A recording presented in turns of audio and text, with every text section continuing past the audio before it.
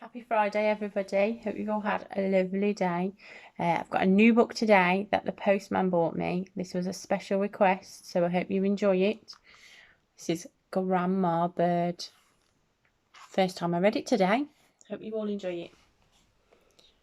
Noy lived with his dad and 6 cats by the sea.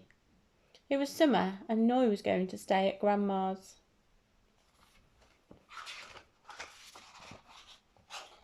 It was a long way to Grandma's house. She lived by herself on a tiny rock where the wind cut in and the grass grew sideways. The only visitors were the birds, who blew in and out on the breeze.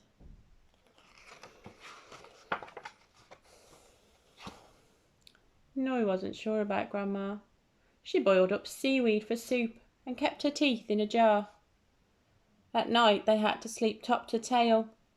The blankets were itchy and Grandma snored like an old walrus.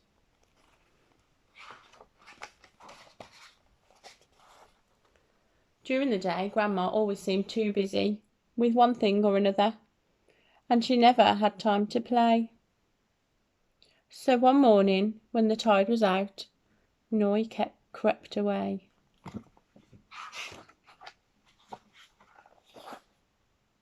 He hopped from rock to rock and pattered over wet sand. He dipped in and out of rock pools. Then he spotted something shimmering across the sand.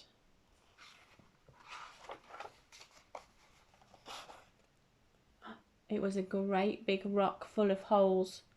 Noy weaved in and out and skipped around its edges.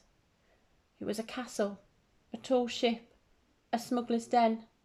It was the barnacled back of an ancient whale. Outside, the sky swirled black and grey. A storm was brewing.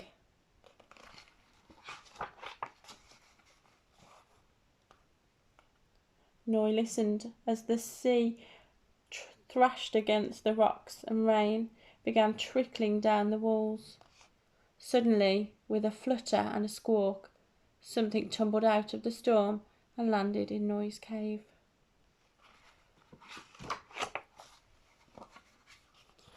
It was a little bird, and it didn't look well. The tiny bird shivered in Noy's hands. He knew he must do something, and quickly. Maybe Grandma would know what to do.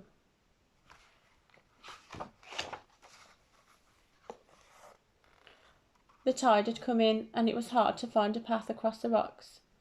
Noy hopped, jumped and leapt with all his might. But the storm blew him left and right. Noy wondered how he would ever make it back to Grandma's, when suddenly a sail came cutting across the sea.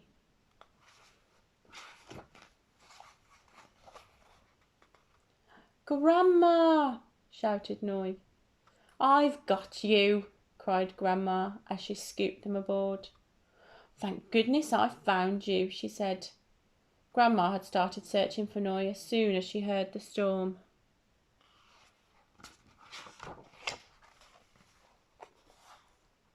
As they sailed home, Noy and Grandma found more of the windswept birds.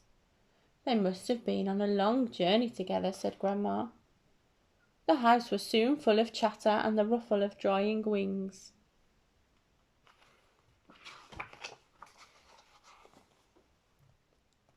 Once the storm had passed, the birds went on their way. Only Noy's bird didn't want to leave. "I think he likes you, Grandma," said Noy.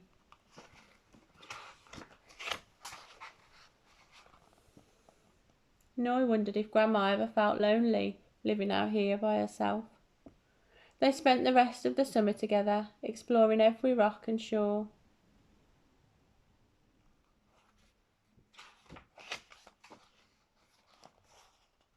And Grandma's bird came too.